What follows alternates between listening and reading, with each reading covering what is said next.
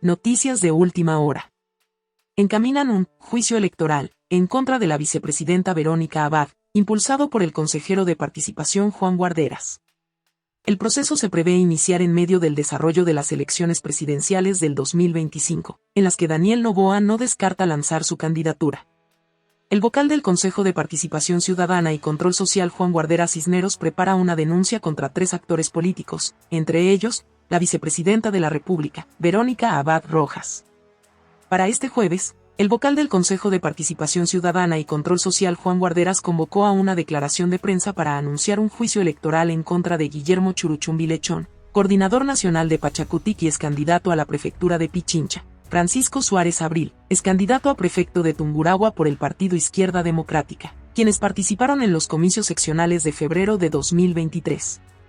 Así también, en contra de Verónica Abad, que fue ex candidata a la alcaldía de Cuenca auspiciada por el Movimiento Amigo, y que llegó a la vicepresidencia de la República de la mano de Daniel Noboa, en las elecciones nacionales anticipadas de agosto y octubre de 2023, cobijados por la Alianza Acción Democrática Nacional.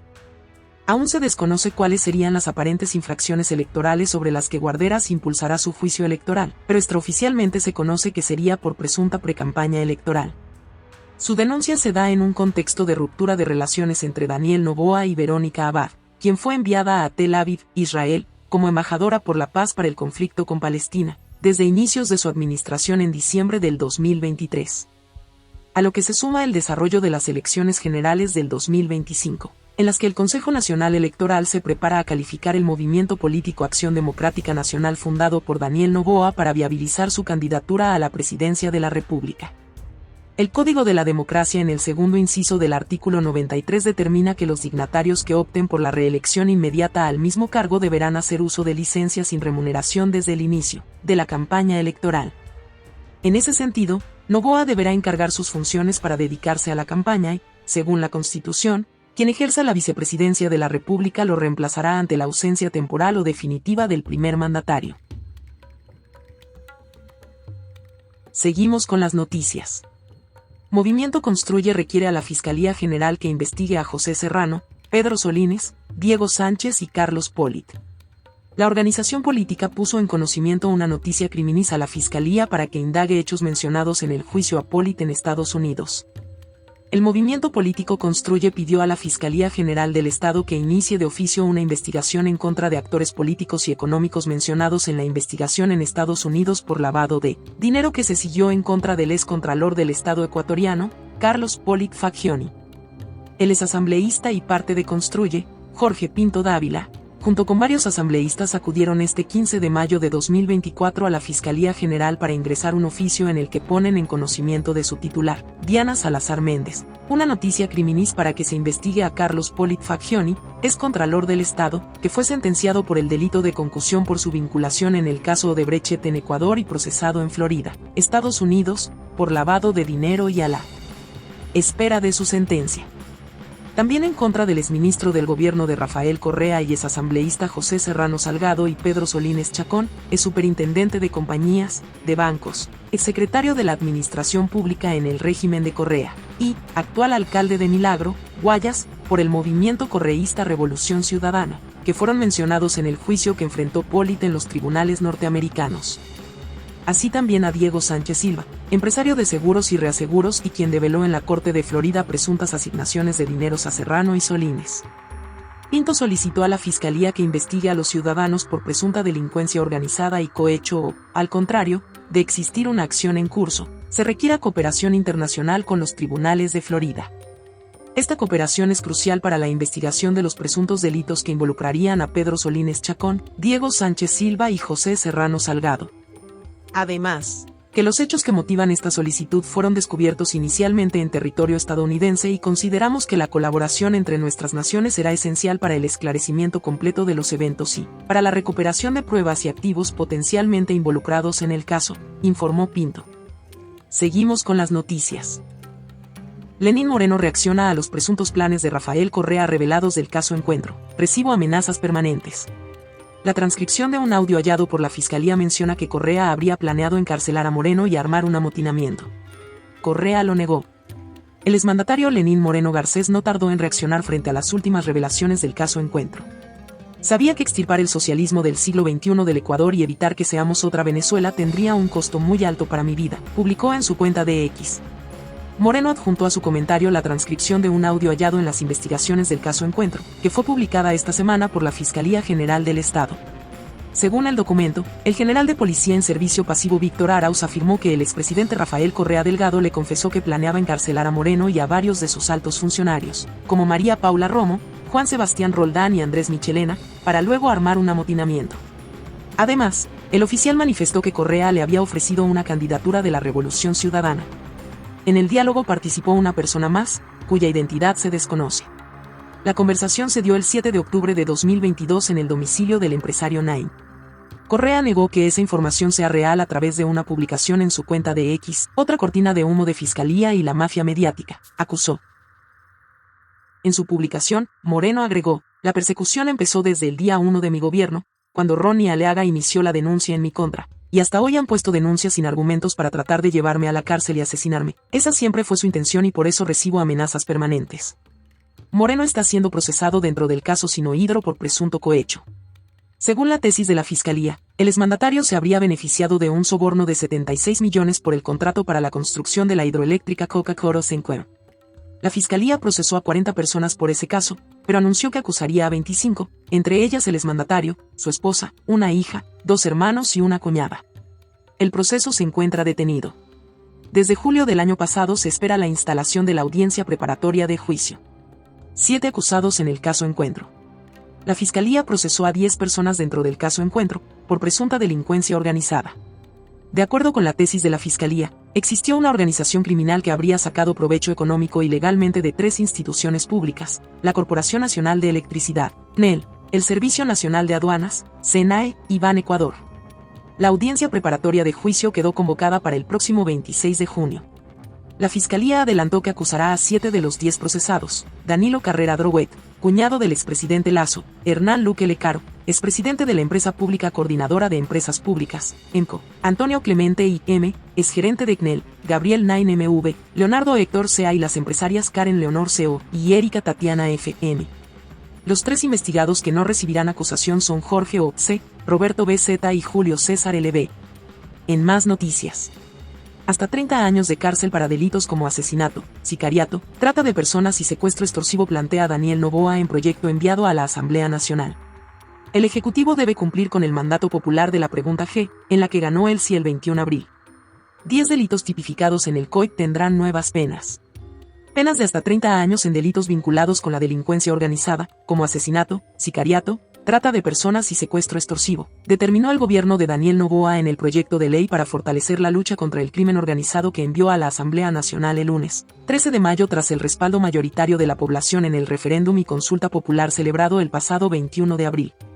El legislativo aún no define el procedimiento que aplicará para el trámite de los 5 proyectos de ley remitidos por el Ejecutivo y que recogen las preguntas y anexos de aquellas preguntas que fueron aprobadas por la ciudadanía. El presidente del Parlamento, Henry Juanfo, dijo que la calificación de los proyectos será inmediata a nivel del Consejo de Administración Legislativa, CAL, y será ese organismo quien define el procedimiento a seguir, tomando en cuenta que si bien es un trámite ordinario, lo resuelto en las urnas tiene como plazo máximo 60 días. La aprobación de la segunda pregunta, casillero G, del apartado del plebiscito convocado por el gobierno de Noboa, supone el incremento de las penas para 10 delitos tipificados en el Código Orgánico Integral Penal, COI. Los fundamentos que expone el Ejecutivo son que la lucha contra el crimen organizado y la mejora de la seguridad ciudadana demandan esfuerzos articulados y coordinados, especialmente a nivel gubernamental, pues entre los factores que contribuyen a la violencia asociada a la delincuencia organizada en el país se encuentran el tráfico de drogas, la presencia de organizaciones criminales transnacionales, la corrupción, la pobreza y otros problemas sociales. Además, señala que se requiere la implementación de leyes sólidas, el fortalecimiento de las instituciones judiciales, policiales, y la adopción de estrategias integrales que aborden tanto las causas como las consecuencias del crimen organizado. Que el correísmo buscaba entorpecer la investigación sobre el caso Metástasis, asegura la fiscal Diana Salazar. Pues el contacto con Ronnie Aliaga en la Comisión de Fiscalización apuntaba a provocar que se excusen del proceso. Lo dijo este martes en una entrevista con CNN. Se intentó contaminar la investigación del caso Metástasis, fue lo que dijo la fiscal general del Estado en su comparecencia ante la Comisión de Fiscalización, luego de conocer que se conectaría a Ronnie Aliaga, procesado en este caso y prófugo de la justicia. En una entrevista con CNN explicó cuál cree que era la estrategia. Caía en esta emboscada y al día de mañana tenía que separarme del conocimiento de la causa porque ya se mantuvo este contacto con el procesado fuera de la audiencia conforme lo establece nuestra legislación. Hacia eso va, buscar la impunidad. E insiste que se trató de una emboscada donde primero se aseguraron de que asista en persona y después la sorprendieron con una conexión de última hora. Porque es parte propio de las estructuras criminales actuar a la sorpresa. La sesión fue convocada de manera presencial. No existía un link, por ejemplo, de conexión, y ahora mismo le vamos a pedir a la presidenta de la comisión que indique quién hizo esa conexión, qué contacto mantuvieron, porque por lo menos al correo, además con varias insistencias durante el fin de semana, porque querían asegurarse que asista la fiscal general para presenciar este show. Salazar dice que no solo podría configurarse el delito de fraude procesal, sino hasta el de obstrucción de la justicia. Temas que se investigan. Que la presidenta de la comisión el día viernes ya indicó que la fiscal deberá elegir si entre asistir a la audiencia del caso Metástasis o ir a defenderse del juicio político. Este es un conjunto de acciones sistemáticas que tienen como objetivo limitar la acción del juez o del fiscal en este caso, sí. Y por tanto nuestra legislación la sanciona también porque es un delito. Y todo tiene un porqué, dice Salazar. Movimientos políticos temen que se compruebe sus nexos con el narcotráfico. Damos constancia que esto no estaba en el orden del día. La bancada de Revolución Ciudadana presentó un nuevo pedido de juicio político en contra de la fiscal Diana Salazar por un supuesto encubrimiento de casos de lavado de activos. Desde la Comisión de Fiscalización aseguran que en una retaliación tras lo ocurrido con Ronnie Aliaga. Una nueva solicitud de juicio político en contra de la fiscal Diana Salazar ha llegado hasta la Asamblea Nacional. Esta vez está auspiciado por un nuevo legislador de la bancada de Revolución Ciudadana. Se trata de Héctor Valladares, quien acusa a la fiscal de un supuesto encubrimiento en casos de lavado de activo, pues de las 97 alertas que se habrían levantado en la UAFE, apenas 5 tienen sentencia y otras 12 estarían en investigación. Pese a que un trámite de juicio político contra la fiscal Diana Salazar está en marcha, para la bancada de Revolución Ciudadana no es suficiente. El asambleísta Héctor Valladares presentó este martes una nueva solicitud para iniciar un segundo proceso de fiscalización, esta vez debido a un supuesto encubrimiento en casos de lavado de activos. Nos hemos respaldado en los informes de rendición de cuentas de la UAFE, pero sí te dice, nosotros pusimos 97 informes en este periodo y la Fiscalía de los 97 apenas inició las investigaciones en 12 casos y apenas 5 con sentencia. De acuerdo con Valladares, esta solicitud pasará al Consejo de Administración Legislativa, que definirá si estos elementos se incorporan al actual juicio o si se lo tramita aparte. Ojalá los incorporen al proceso de juicio político que está por iniciar. Desde la Fiscalía General del Estado señalaron en este comunicado que el pedido es una señal de desconocimiento y que actualmente la unidad de lavado de activos tiene 32 causas en instrucción fiscal, 7 en preparatoria de juicio, 23 en etapa de juicio y 8 en impugnación. Para la asambleísta Adriana García de Gente Buena, esto es una retaliación tras el incidente ocurrido en la Comisión de Fiscalización por la comparecencia de Ronnie Aliaga. Son respuestas que ustedes también pueden ver. Aquí no es quién golpea más. A quién es simplemente que les guste o no les guste el trabajo de la fiscal. La señora Diana Salazar ha desmantelado no solamente la trama de corrupción en su momento de ciertos gobiernos, narcotráfico y ahora narcopolítica. Al respecto de ese tema, la presidenta Pamela Aguirre anunció que ya respondió a la Fiscalía y que desconoce el paradero de Aliaga. Respondí a la señora fiscal general de manera inmediata informando que yo desconozco el paradero del señor Ronnie Aliaga. No conozco. ¿Mantiene comunicación con Aliaga? No. A la par, al interior del Legislativo ya se analiza una posible suspensión contra Aguirre, que en caso de configurarse le impediría estar durante el juicio político. El proyecto de reforma a la ley de extinción de dominio enviado por el presidente Daniel Noboa plantea al menos 4 cambios que buscan simplificar el proceso. Uno de los planteamientos es que ya no se requiera sentencia penal condenatoria. La mayoría de ecuatorianos aprobó el pasado 21 de abril la propuesta presidencial de simplificar el procedimiento de la ley de extinción de dominio y que así el Estado pase a ser de forma más expedita titular de los bienes de origen ilícito. En el proyecto reformatorio enviado a la Asamblea, el presidente plantea al menos 4 cambios. Respecto a los delitos que pueden ser sujetos de extinción de dominio, en esta ley que se refería a delitos específicos, es decir, de manera taxativa se establecía, por ejemplo, el cohecho, el peculado, delitos relacionados con la tenencia y tráfico de estupefacientes, y ahora encontramos que en la redacción que propone se refiere a principalmente es decir, que los delitos que están enumerados ahí no serían taxativamente eso, sino serían más bien de manera ejemplificativa, abriendo la posibilidad a que todos los delitos que están en el Código Orgánico Integral Penal puedan ser sujetos de una acción de extinción de dominio. Otra modificación es que ya no se necesitará la declaración de sentencia penal condenatoria para iniciar la investigación y la fase jurisdiccional de extinción de dominio. Lo que busca es que no exista una suerte de prejudicialidad,